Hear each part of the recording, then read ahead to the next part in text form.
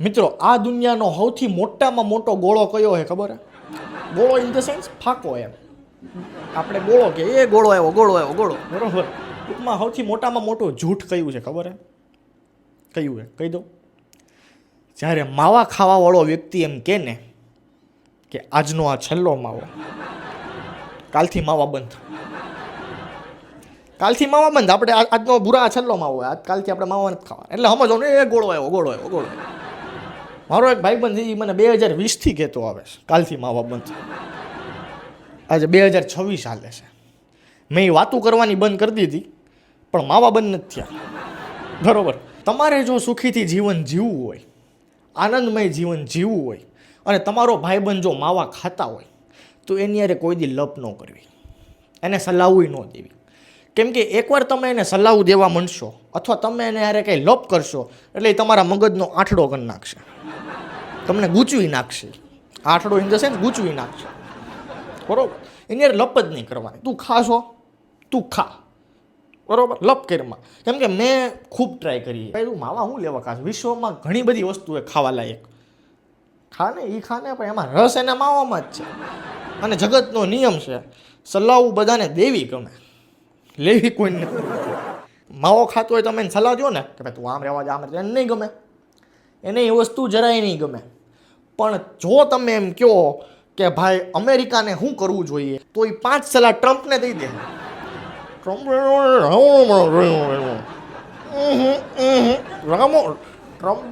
વર્ષ આપણું કોઈ ડી માને નહીં. હા, તમે માવા ખાતો હોય એનું ટ્રમ્પ માને. બરોબર. જોયો ઓલા પાનના ગલ્લા બધા બોર્ડ અમથા નથી મારા અહીંયા કોઈ યુદ્ધની કે કંઈ દેશ વિદેશની ચર્ચાઓ કરવી ને. કેમ કે એકવાર એ માવો ખાઈને એટલે એ પોતાને પીએમ જ સમજે, એ પોતાને પ્રધાનમંત્રી સમજવા માંડે. એક નિર્ણય આમ લે. તમે એને એમ કહો ને કે આજે યુદ્ધ હાલે એ સોલ્વ કરવું હોય, એનો ઉપાય તમને 5 મિનિટમાં દઈ દે. પણ એને માવો ખાવો પડે. માવા ખાતા હોય ને એને ઇમ્પોર્ટન્ટ વાતું માવો ખાધા પછી જ યાદ આવે. એને દરેક ઇમ્પોર્ટન્ટ વાત માવો ખાઈને કરવી હોય. સમજાણું? માવો ખાધો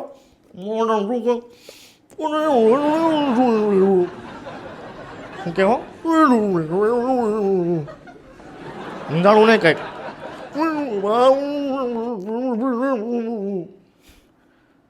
કા માવો થૂકી નાખ અને કા માવો ખાઈ લે પછી બોલ લે હાલે. આપણે આમ એમ એ આપણને આમ કરે ટોપા તું માવો ખાઈને અમારે કરે બરોબર. એટલે એ તો મગજનો આંઠડો કરી નાખે તમારો. એને દરેક ઇમ્પોર્ટન્ટ વાત માવો ખાધા પછી જ બોલવી હોય. બહુ આપણે પ્રેશર કરીએ ને, હું ભલા માણા 20 રૂપિયાનો માવો ઠુકાવરે લે હાલ જો ને. એટલે મેં તો એવું નક્કી કર્યું હોય કે ભાઈ માવો ખાતો હોય ને એને લપ નહીં કરવાની. એ એમ કે ટ્રમ્પ સાચો તો સાચો, એ એમ કે ખોટો તો ખોટો, એને લપ જ નહીં કરવાની. હા, તો વાત એમ હતી કે જે માવા ખાતા હોય ને એકવાર તો આવું બોલ્યા જશે ને તમે સાંભળ્યું હશે કાલથી માવા બંધ. એકવાર મારા ભાઈબંધે જ મને કીધું કે મારો ભાઈ કાલથી માવા બંધ, આમ જો પાક્કું બંધ એમ, કાલથી માવો ન ખો, આ મારા દીનો છેલ્લો માવો હોય. મેં તો સારું ખાઈ લે ભાઈ, તું સુધરતો હો તો સારી વાત જ છે ને આપણે ભાઈ, બરોબર. કે હવે ન ખાવ. બીજે જ દી હવાના પૂરમાં આવ્યો. હજી આપણે એને કાંઈ ટપારીએ અથવા એની પટકી પાડીએ. કાં ટોપા કહેતો હતો ને કાલે હવે માવા બંધ કરી દેવા, એ પહેલાંથી સરેન્ડર થઈ જાય. મારો ભાઈ આજનો પહેલો માવો છે. મેં તો હજી દી ઉગ્યો જ છે ભાઈ, 9 વાગ્યા. હા, એટલે હજી દીનો પહેલો માવો.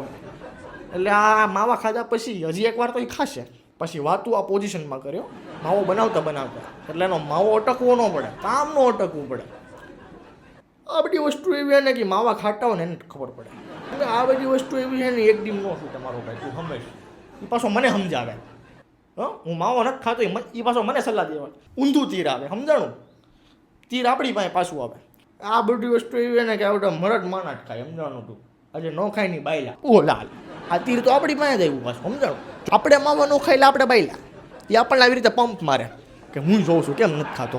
અરે અરે 2 દાણા લે ને ભાઈ, અરે ખાવો પડે. અરે ભાઈ, અરે બાયલા કહેવાય ન ખાય. આપણને એવી રીતે પંપ મારે બધા.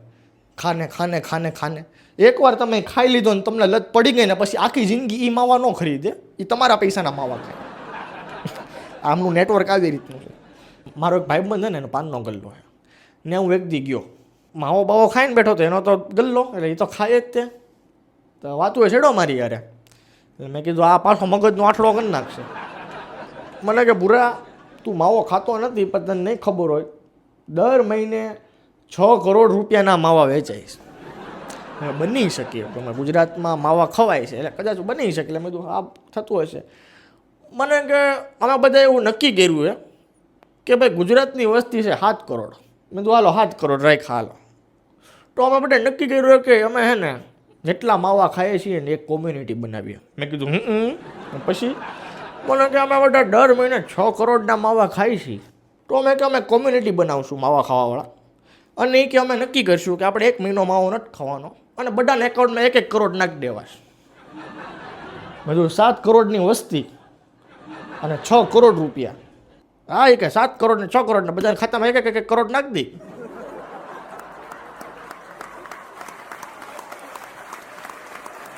ખૂબ ભણતરની જરૂર છે.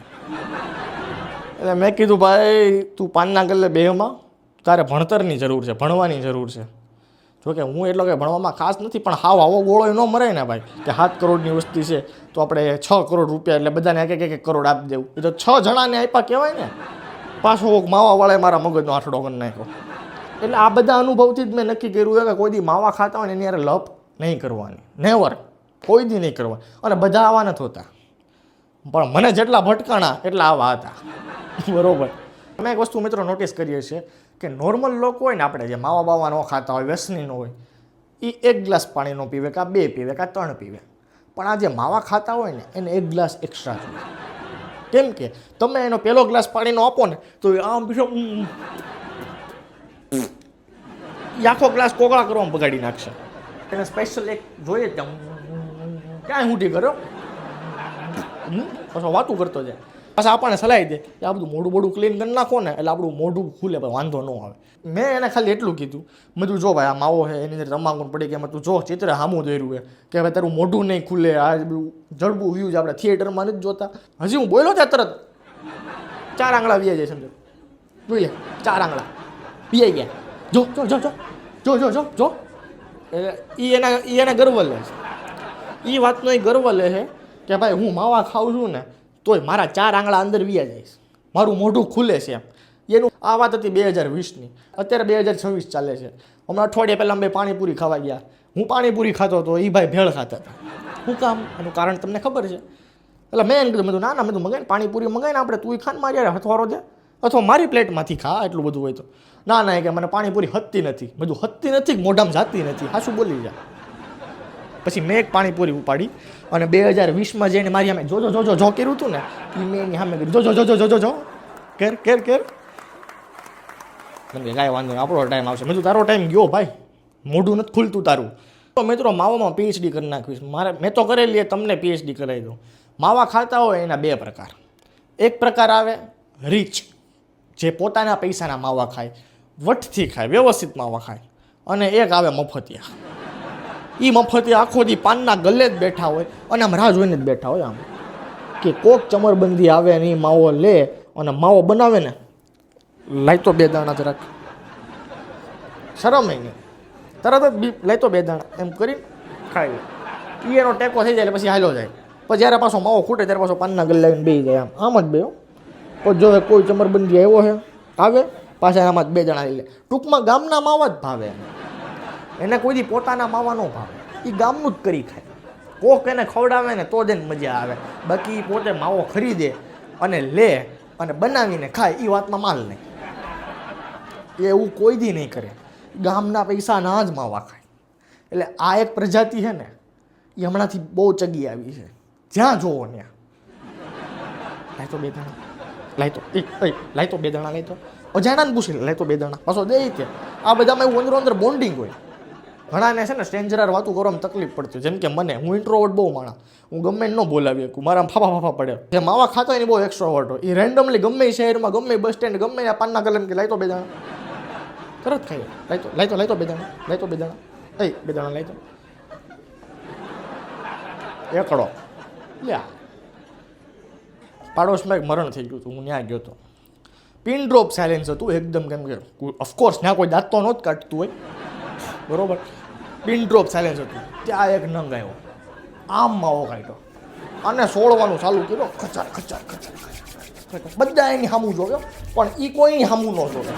મહો ત્યારે ખચાર ખચાર ખચાર ખચાર ખચાર ખચ ખચ ખચ ખચ ખચ ખચ એટલે આને તમે બાળો ને એ પેલા મારે માવો ખાવો પડશે સમજાણું એ ડેડ બોડી ઊભું થઈ જાય પેલા ભાઈ હકેથી ભરવાય નહીં દે કચર કચર ક્યાં હાથ રાખે એક ધારો ક્યાં રાખે હકેથી માણસને ભરવાય ન દે સ્મશાને લઈ જાઓ ને અગ્નિદા દે બરોબર પછી શું કરે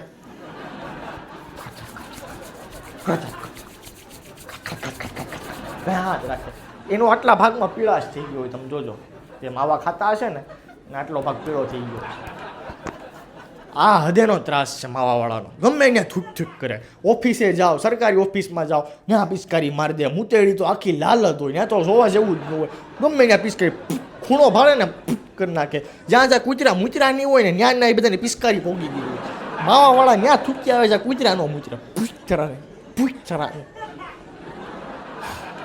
હું તો બહુ કંટાળી ગયો ખરેખર જો મારો હાલત જોઈ લો તમે કેટલો ત્રાસ હશે મારામાં કેટલું મારામાં અંદર ભરેલું હશે માવા વોળા ઉપર એટલે અને મને બધા મને જ ભટકાણા છે બધા મને જ ભટકાય આ બેલ મુજે માર હું એમ નથી કહેતો બધા આવા હોય 100% જ આવા ત્રાસદાયક લોકો હોય છે જે ત્રાસ આપે મેન્ટલી તમને એમ મગજનો આઠડો કરી નાખે 99% લોકો શાંતિથી માવો બાવો ખાઈને એનું અલગ કરે જ છે વ્યવસ્થિત જગ્યાએ થૂક એવા લોકો છે પણ આખે આવા લોકો આવે 1% વાળા જે લોકો હોય ને પતળી જીકી નાખે તમારી થેન્ક યુ સો મચ મળીએ આપણે નવા વિડીયોમાં ભાઈ જે કોઈ માવા ખાતા હોય જો બંધ થતા હોય તો કરી દેજો બરોબર અને જો બહુ ખાતા હોય તો માપે મેળે ખાજો ટૂંકમાં વ્યવસ્થિત રીતે રહેજો બરોબર મળીએ આપણે નવા વિડીયોમાં thanks for watching C you in the next one